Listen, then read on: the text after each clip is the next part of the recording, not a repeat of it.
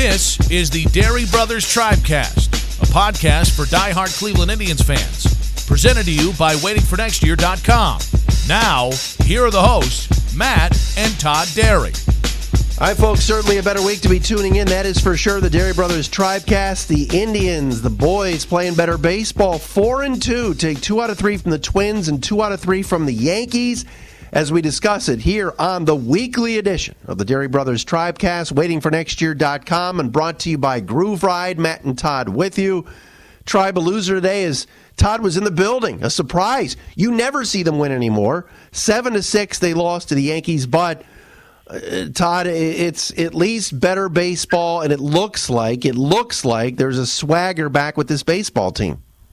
You know, I believe that it was last week or the week before where you had the hardcore diatribe, pardon the pun, and you were very upset, and I was upset as well with the way the team played. But, you know, the news at the beginning of the week of Carlos Carrasco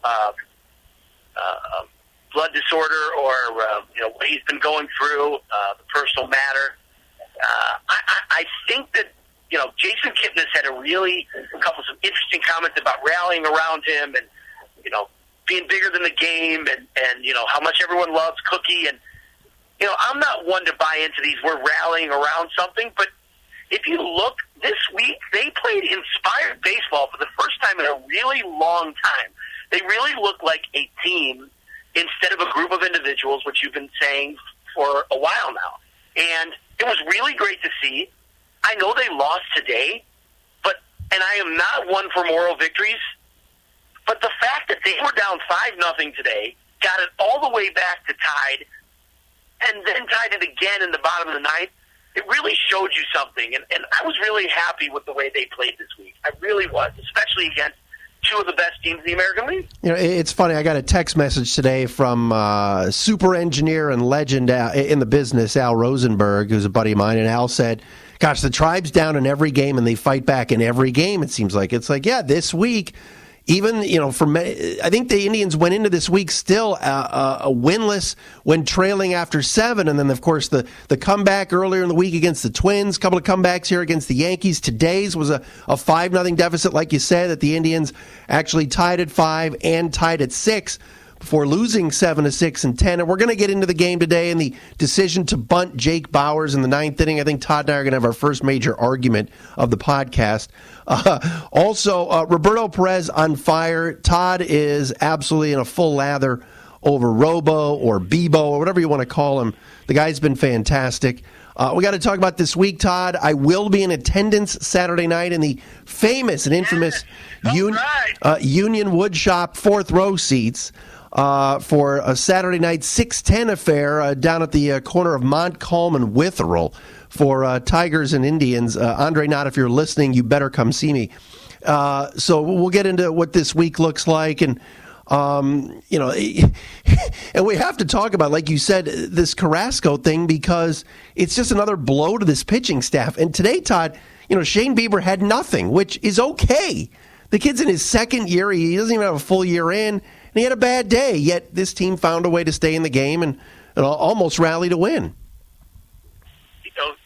You think now with Carrasco on the injured list, Clevenger will be back, but Clevenger on the injured list, Kluber obviously injured, Cousin Jeffrey Rodriguez injured, and at the beginning of the year, if you were going to tell me that 4 of the top 6 starters would basically be out at the same time, I tell you there was no chance we could even compete. But Bieber had an off day. This bullpen just kept them in the game the entire time. The bullpen's been a rock all year long. You go to yesterday. I think CC Sabathia against Adam Plutko is a guaranteed loss. Plutko gives up the 2-run homer in the first inning, and I believe I texted you something to the effect of, Plutko sucks. I was like, I think you said he was awful. Yeah, I think you said he was awful. And to me, he's Josh Tomlin 2018. You just don't know what you're going to get from him. But, he didn't give up another run. Went 6 innings and was great. I mean, the fact that happened and they beat the Yankees in a full house was really impressive. And then Friday night, I had to run tape. I was at a work function, but the two starts, Zach Plesac's, 3 starts, the two, one against the Red Sox, one against the Yankees. The way this kid carries himself, I mean, I will give you credit. You were early on Plesac, you were early on Rodriguez. And these are two guys that I don't think the Indians would be without them. I don't think we would even be talking about potentially being in the wild card hunt right now. Well, let me say this, and I don't want to take too much credit for it, but I watch enough, like you say, ran some tape. I watch enough film. I do enough reading, and I'm that infatuated with this team that I know what's down there. And I got a buddy that's one of my former students at UAD. He's interning with the Rubber Duck, so I got a little Akron thing going. I know what's happening I know what's happening in our system. I can't tell you about our Dominican guys that are 16 and 17 that are supposedly great. I mean, I can't go that far, but there's when we're talking about maybe they'll bring up Michael Peoples or Asher Wojciechowski or anything. No, a guy like Plesac was coming off of Tommy John. Everybody at Ball State loved him, and the Indians took a flyer on him, and he's been really good. And that is why I'm just not a believer in this notion that there's some sort of rebuild that's going to go on if they were to trade Trevor Bauer. I am against trading Brad Hand. I think this team can be in contention next season. I think this team can get into the wild card this season. 10.5 back of the Twins. Minnesota today had batting practice down at Comerica Park against that grotesque Tiger pitching staff and put up a 12 burger on them today. So Minnesota's still continuing to pound people, and the Indians got a nice series win against them, but Minnesota's still a better team. But don't tell me this team can't compete next season. If they can add some pieces in a Bauer deal, they can get a big bat. Some of these guys can get seasoned a little bit at the plate. Somehow Jose Ramirez bounces back. But it still starts with pitching. Everybody could talk about Minnesota, Todd scoring all these runs, but Odorizzi and Perez, and I know the Indians rack Perez around, but Barrios is a stud. I mean, the Twins staff and some of those guys at the back end of their bullpen, Trevor May throwing 98 the other night against us. That's why Minnesota's winning. Yes, they're scoring a lot of runs, but their pitching's good. Yeah, the Twins continue to play hot baseball, and to be honest with you, I know what you're saying there, but I'm only worried right now. I'm only worrying about how the Indians are playing. I think that's what we need to concentrate on, because if they take care of their business and continue to play like they did this week, a lot of clean baseball, good solid relief pitching, and they hit the ball better than they have all year this week. If they can do that, then I think the wild card is definitely attainable. I don't even want to discuss the division until they're within 5 games, and right now that's not happening anytime soon. So I think we need to just worry about ourselves and winning games and continuing to play better baseball, and hopefully these other teams that are around them in the wild card start to fall back a little bit, and the Indians can kind of take advantage there. Well, I don't disagree with you. I just, big picture, I just think because now the Bauer talk is out there, because Buster Olney wrote a piece about relief pitchers that are going to be available at the deadline, and Brad Hand's picture. So did Richard Justice of Houston, MLB.com from Houston. I'm with you 100%. Trading Brad Hand makes no sense to me when he's under club control for the money you have him at, as dominant as he's been. If you want to win now and next year, he's got to be on the team. He has to be. You're not going to get rid of him unless unless the Dodgers came to you and said, "Hey, we're going to give you Verdugo and Bellinger," or something stupid like that, where you wouldn't turn it down. But you can't trade Brad Hand now. You can't. No, like you said, under team control for this year, next year, and the year after. It's a different situation than with Bauer. And look, I don't know if Bauer's trade value's gone down lately with the way he's pitched, and obviously the home run ball has been a problem, and he'll pitch on Tuesday. It'll be interesting to see how he does against Luis Castillo, the Reds' best starter, Tuesday night down at the Jake. But to me, Bauer's a no-brainer. You've got to get a middle-of-the-order bat for Bauer, somebody that's ready to go. We've had this discussion on this show already with Alvarez, who's now up with the Astros and hit a home run today. and Reyes from the Padres or somebody like that Bauer can bring you that haul because, of course, he's under team control for the team that trades for him for next season. And then you slide in, like you said, once Kluber and Clevenger get healthy, you got plenty of starting pitching here. And Aaron Savali's at AAA now, so he's on the come. So's Eli Morgan at Akron, who threw 6 scoreless the other night. So there's starting pitching coming, and if you base it on what Bieber and Plesac look like, I think this organization knows how to season some of these young starters and get them up here rather quickly, and that's a good sign. Yeah, Plesac and Bieber have that very calm demeanor out there, and obviously both of them being strike throwers is great and very important. And, looking forward with Clevenger coming back, those two and Clevenger, and, we'll see what you can get out of, when Cousin Jeffrey comes back. And then, Bauer right now is kind of a wild card, but I still think looking for a big bat and an added piece with Bauer is still the correct thing to do. I think holding him, you're going to get less for him in the winter than you would now. And listen, are they a better team without him? No. But if you were to get a bat like Alvarez that you could play, or a bat like Reyes from the Padres that you could play right away and slot in the middle of the order, then the team every single day is going to be better than a guy who just goes out there once every 5 days.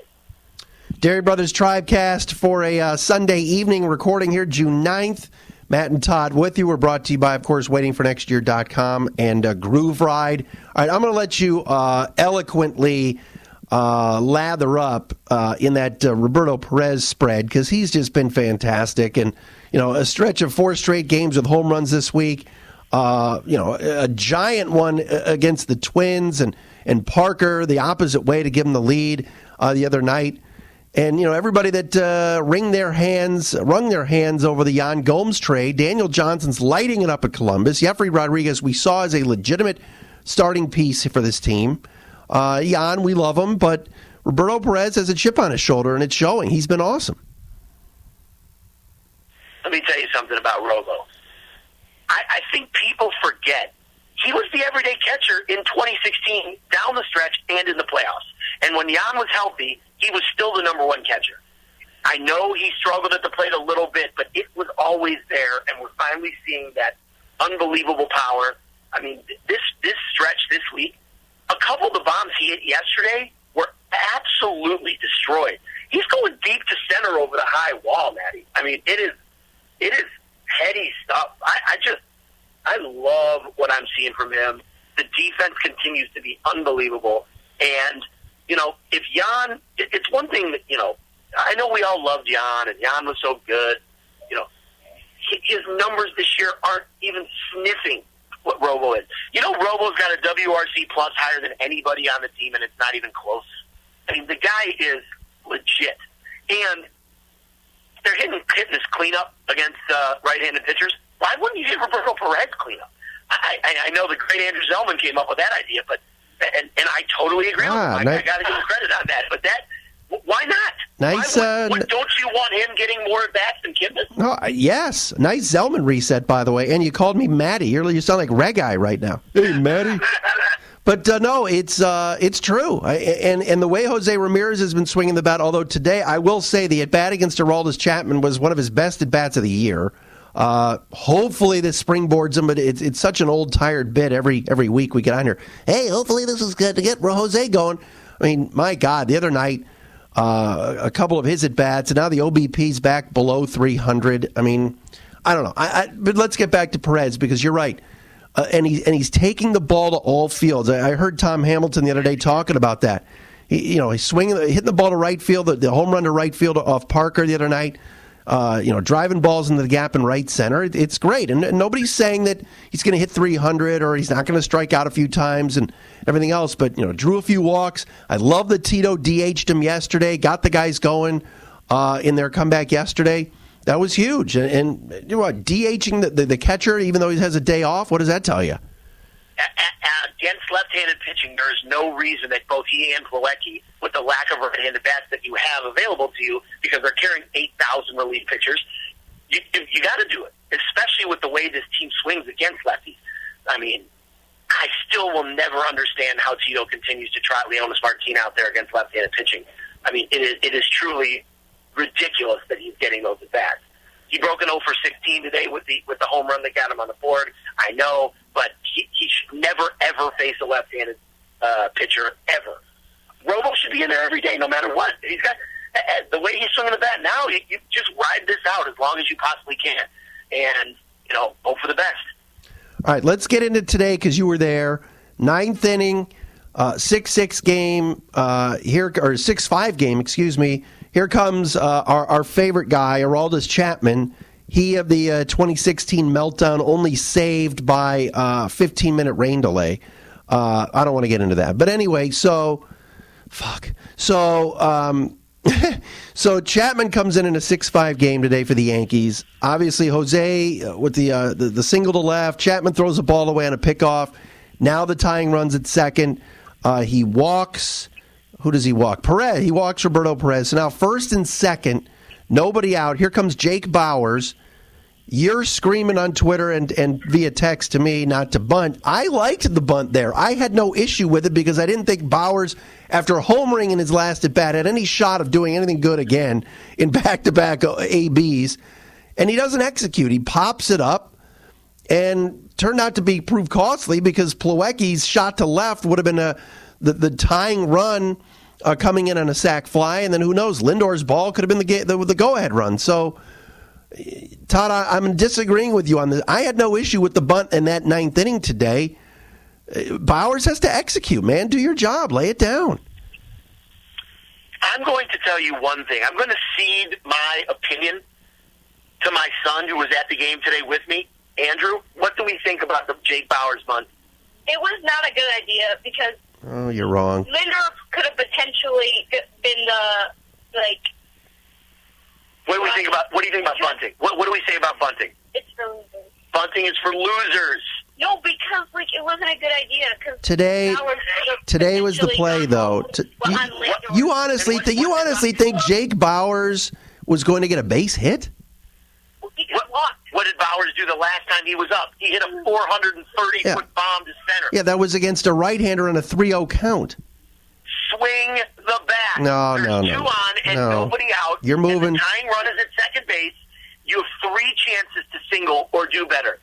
Have you ever tried to bunt against a guy going 100 miles an hour? No, I know it's very difficult. Well, to me, if Bauers cannot do it, then you pinch hit for him, and I understand, too, that Freeman already came into the game, and then Naquin was pinch running for Perez, so basically your bench was Plawecki, and that was it.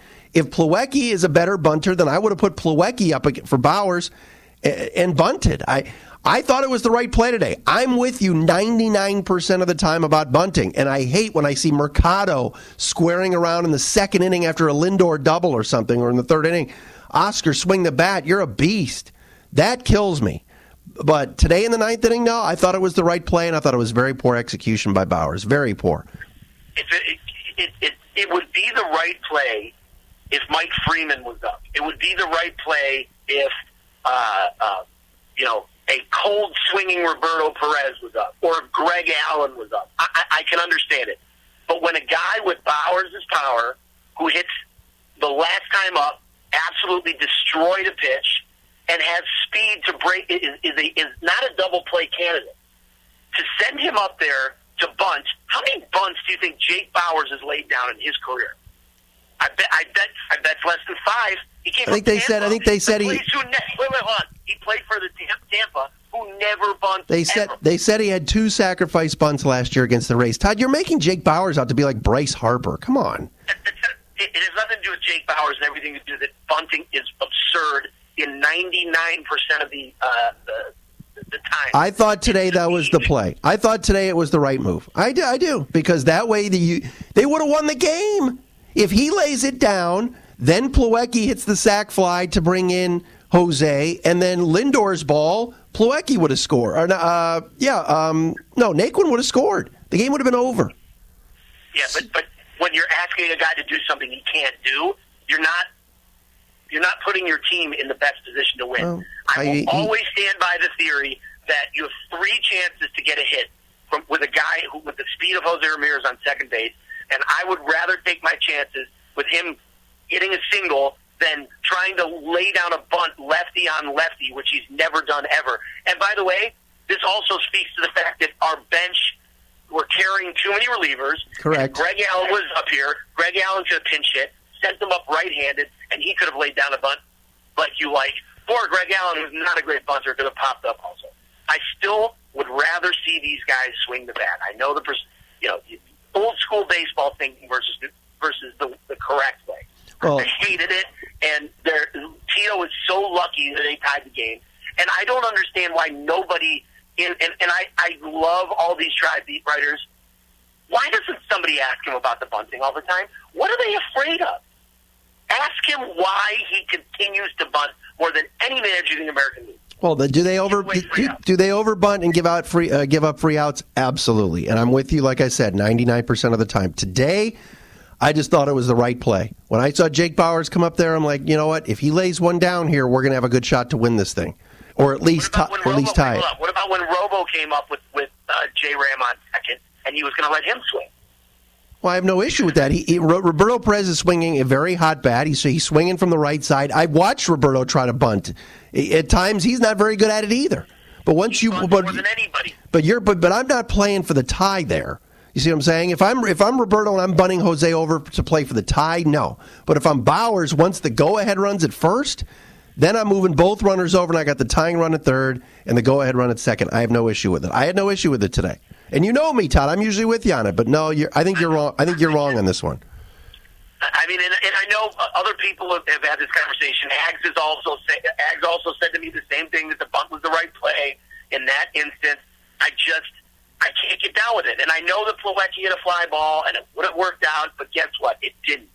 And they were lucky to tie that game. I'm glad they did. The bottom line is I love seeing the fight and the way they played. I just hate the fact that they continue to give away free outs, and this manager thinks it's baseball 1995. All right, Tribe, this week coming up with the Reds and Tigers. We will get into that. We also got to give a little bit of a shout-out and an ode to Carlos Carrasco. But first, Todd's going to tell you about our sponsor, Groove Ride. That's Groove, RYDE.com. Todd's been working out there a long time, and they're great to him, and obviously you're good to them as well. So if you want to come check out the best place to work out in Cleveland, check them out. GrooveRide.com, GrooveRyde.com. They are a fantastic place. 3 locations, as you know, I've told you about. Right now, for the summer, they're giving away a 30-pack of classes for $300, which you can't beat that deal. And that's good at any of the 3 locations, whether it be at Woodmere on Chagrin Boulevard, in Van Aken on Shaker Heights, or the downtown location across the street from Perk Park there near Reserve Square. You can use it for any class, whether it be boot camp, spinning, boxing, bar, yoga, you name it, you can use it. 30 classes, $300. Tell them I sent you. Check them out at GrooveRide.com with a Y. Zasmo and Anjua, 2 of the best people in Cleveland. Give back to a nice local business as well. And, I tell you to get there. I'm there almost every single day. You can come find me at Woodmere. Check them out. GrooveRide.com. 30 classes, $300. Can't beat that deal. All right, there's Todd to tell you about our sponsor, Groove Ride, and I'm telling you, my brother looks, he's in great shape. He's cleaner than the Board of Health, as they say. That's very true. We got to get Andrew on us. Like Johnny Walker. You got to get, that's right. You go to Old Tex. We got to get Andrew to a spin class one of these days. Right. Let's get him to run down the street first. All right. By the way, you were at the game today, and I saw the video that was posted, narrated by the great Bob DiBiasio for CC Sabathia. What was the crowd into it? Did I was unaware they were even doing any kind of special presentation for him. What went down today? So at the beginning, before the game started, and you're right. One would think that they would have, done this with a little bit more fanfare, but they didn't. Before the game, they brought CC out on the field, and they donated. I know there was a donation to the Boys and Girls Club, and They gave him a tribute video, which was very nice, and smattering of applause. Half the people weren't paying attention. And I was thinking to myself, this is just another prime example of our fan base and how weak and uneducated they are. I know that CC was terrible in the playoffs in 2017, and I will never forgive him for it either. No, 2007. 2007. Yeah. But I know he was terrible, and I know he was traded and left, but he's never done anything but say great things about the city. He loves Cleveland, said he grew up here. He and his wife over the weekend went back to their old house in Westlake. He brought his whole family in this weekend. Great guy, great ambassador for the game, and it was a nice tribute, and I thought the fans should have been into it more. That said, in about the fifth or sixth inning, they kind of put back up that they were honoring CC, and they put up his stats and a picture of him from the Indians up on the scoreboard, and it got a much bigger applause, and they showed him, and he tipped his cap, and it was much better. I think it was mostly because people were paying more attention, but listen, I'm a big CC fan. It's easy to like him because he didn't leave for more money. The Indians traded him, despite the fact that they would have kept him. He would have left for more money. It's funny how people can shit on Manny Ramirez and whoever else for leaving for taking more money because they were actually free agents. Jim told me. Listen, I don't want to get into that conversation. You get jumped on going, oh, he said that they'd have to tear the jersey stop. off. I know. All right. He's only the great. He's only the greatest guy ever. Leave him alone. So, somebody offers you $26 million more to go play for a contender or to be here and rebuild. What would you do? I mean, give me a fucking break. There's nothing I hate more than the anti-Jim Tomey crowd. But you know what's so funny is, I've had many a conversation with you. We talk every day, and it's like, all right, you tell me, all right, I went to the game and they honored Rajai Davis in 2017 or in 2018 when he was gone, and barely anybody clapped. And they had Victor, they honored Victor, barely anybody clapped. Edwin came back and his first at bat, and barely anybody clapped. It's just I was embarrassed. You're right, and the crowds were very good this weekend, and obviously they always are when the Yankees come to town. You and I, when we were kids, would sit in an empty stadium every Saturday with our dad, but then when the Yankees came in, it was Yankee Hanky Day or whatever, and all the New Yorker fans and the Blowhard Eddie and all those people would. I'm not wrong, and all these people would show up in there. By the way, in a wheelchair in his Yankee jacket. All right, well, really? Yeah. Okay. I feel bad then for saying that, but but anyway, so I just I know the Indians try hard with some of this stuff, but some notice would have been cool because I would have definitely. I watched the video and it's up on social media, so go to the Indians Twitter page or whatever and you'll be able to see it. But a guy like Sabathia that started here in 99, 2000. 01 and then was here till 08. So, and look, and I'll say it, in 07, if he just shows up for those playoff series against the Yankees and the Red Sox, we probably win it all. But he was horseshit in those playoffs. Oh, my gosh. Yeah, he was terrible against the Red Sox. And you remember Game 1 against the Yankees. Did you? I think you went. Yeah, I was there. First pitch, Johnny Damon took him deep. He couldn't sniff the plate. Johnny Damon, who I saw at the Orlando airport the other day. Johnny Damon's most famous now for the Sal and Richard prank call.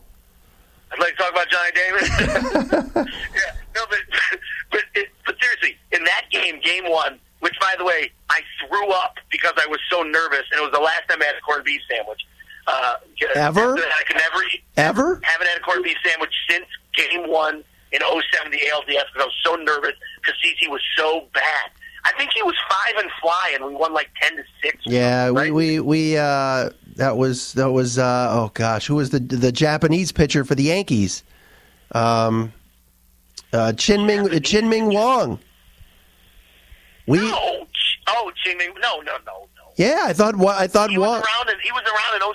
I thought Wong was their starter, and he was terrible too. Could be. What about Jose Contreras? Was he there? I would have to look that up. I thought it was Wong that started for them, and we. It could be. You'll have to look that up. I'm not. Damon went like Damon went like second deck upper tank on us on that first pitch of the game. That was shades of Dexter Fowler. Sorry, I didn't mean to say that. Please, too soon. Too soon. Oh, mercy. All right. But one last thing about this, and just to wrap this piece up, I don't understand why, a guy who plays for the St. Louis Cardinals, for example, will come back, and they will give that player a rousing standing ovation. Toronto Blue Jays, Josh Donaldson went back there. Crowd went absolutely fucking berserk for the guy, right? Hold on. But Todd, those are too bad. First of all, you're right. But second of all, you just mentioned the Cardinals, who have arguably, and I've been to Cardinal games, arguably, if I could talk, the best baseball fans ever in the world. Most knowledgeable, for sure. And then the Blue Jays, those fans, Toronto, are you seeing what these Raptor fans are doing? When they come to the Pistons games, they take over. Toronto fans love their sports. If you ever watch you ever listen to Fan 590, or you watch TSN, or you watch any of these sports net, they've got so many different cable networks. They know how to cover sports in Toronto, as I call it, because those fans love their teams. And yeah, the Blue Jays.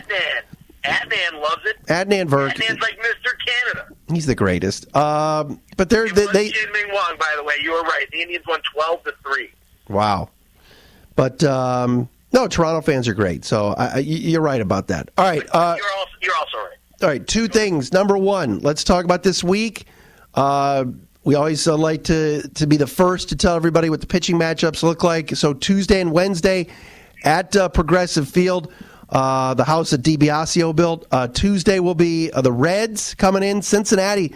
Todd, I don't know if you've noticed this. Eugenio Suarez is going to single-handedly cost me a loss this week in fantasy baseball. He's been terrible.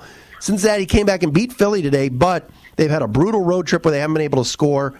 Luis Castillo Tuesday, DeSclafani on Wednesday, a couple of right-handers against Bauer, and why am I drawing a blank here on who's pitching Wednesday? The kid's pitching Wednesday. Yeah, Zach Plesac. And then Friday, Saturday, Sunday, make your way down the turnpike for Indians. Take over Comerica like we used to. Take it to the street. That's right. Indians and Tigers. I will be very quiet as I enter that stadium. I've told people many times I despise Comerica Park. I think the Tiger fans are really good and really always have been good to me. I'll be quite honest. But the customer service, that's another story. But Tigers and give old man Illich a dime. Easy. That's an old bit. Sorry. Friday 7:10, Saturday 6:10. So I will be leaving AJ's double header to head down there. It appears it'll be me and Reese. I don't know who's sitting in seats 3 and 4. There may be a call out to Raymond Bennett. We will see. If you want to, fan of the pod, friend of the pod, Raymond Bennett. Yeah. No one hates Verlander more than Raymond Bennett. Let's remember that. If you and Andrew want to come on in Saturday night. I would love to say that we could, but I'll be at Casa Brine watching the drive. And then Sunday at 1. We'll be at the beach. I'll be at the beach. Sunday 1:10, and then so I'm looking at this. This is good news, Todd. We miss Norris and Boyd. Those guys are pitching Tuesday and Wednesday. Matt Boyd kills us. So it appears that it's going to be like Ryan Carpenter on Friday, and then Spencer Turnbull. Do we see Spencer Turnbull? So would be Sunday against the Indians. Yes, he's actually been pretty decent. Yeah, but we beat him earlier in the year. And final thing, let's talk about Cookie Carrasco. I love Carlos Santana and Carlos Carrasco because these guys are Clevelanders through and through and want to be here. And now Cookie going to be out, and who knows for how long with this blood disorder. Just terrible. Rooting for the guy first and foremost, just to be healthy, you know. One of the best dudes on the team, one of the best dudes that the organization has seen during this, Jacobs Progressive Field era. You got a feel for him. Had the heart scare a few years back, and has taken a lot less money, not once but twice, just to stay here because he and his family have embraced the city and love it so much. He's such a good dude, and you just hope for the best, and just wish him well, and hopefully the team rallies around him, and he gets himself back, and some of these things, it's bigger than the game, and hopefully he finds good health and makes it back, and we get to see him before the end of the year. But most importantly, he just needs to get better. The sad thing is there was a lot of speculation beforehand about him, his lack of energy, and kind of pointed to his not caring as much or whatnot. There were rumors, some people in the media saying that, and it's just it was upsetting to find out that it wasn't that. It was he was giving his best. It's just body was failing him. So hopefully you'll get Carrasco back, and just more importantly, he becomes a healthy person. And I know what a family man he is, and how devastating this must be to him and his family. So no doubt. Wish him the best. No doubt. All the best to Carlos Carrasco. So the Indians, a game above 500. Remember last week we were lamenting about being below 500. 4-2 week, very winnable games this week with 6 below 500 Reds, and then the disaster that is the Tigers coming up next weekend at Comerica Park. All right, safe travels, buddy. And the invite still stands for Saturday, even though you'll be on the beach, like you said. Thank you. And before we go, there were 4 pitchers for each team in the 07 ALDS. How many can you name the 4 Tribe pitchers that pitched in that game? In that game? 5 innings. He gave up 6 and gave up 4 hits. Guys, he won the Cy Young that year. He walked 6th in the playoffs, his first playoff game. So you're talking about in 2007? You're talking about the game 1? Game 1, 3 more pitchers went. Oh, gosh. My brain is fried today. It's really easy. Really easy. Rafael Betancourt? Rafael Betancourt, yeah. Who else am I missing? Rafael Perez? Rafael Perez, 2 innings, 4 strikeouts, no hit, no walk. And Joe Borowski? No, Joe Borowski did not pitch, even though he was the closer. He also loves bunting and caveman baseball, and you see him a lot. John Farrell? I'm just kidding. Nope. I know it's not John Farrell. He was. Oh shoot! Come on, he had 1.5 good seasons with the Indians, 07 and 08, and again, loves bunting, caveman baseball, and you see him a lot. Why am I drawing a blank? This is terrible. This is terrible. I'm embarrassed. The answer is Jensen Lewis. Oh, Jensen Lewis, Jenny Lou. I thought you were actually talking about somebody that was a manager. The pen in 07 was Rafi left, Rafi right, Jensen Lewis, and Borowski. Those are the 4 big guys out there. No question about it. And now you can see Jensen Lewis on the post-game show with Al Pulowski. That's right, baby. All right, buddy. We'll talk next week. You are the man.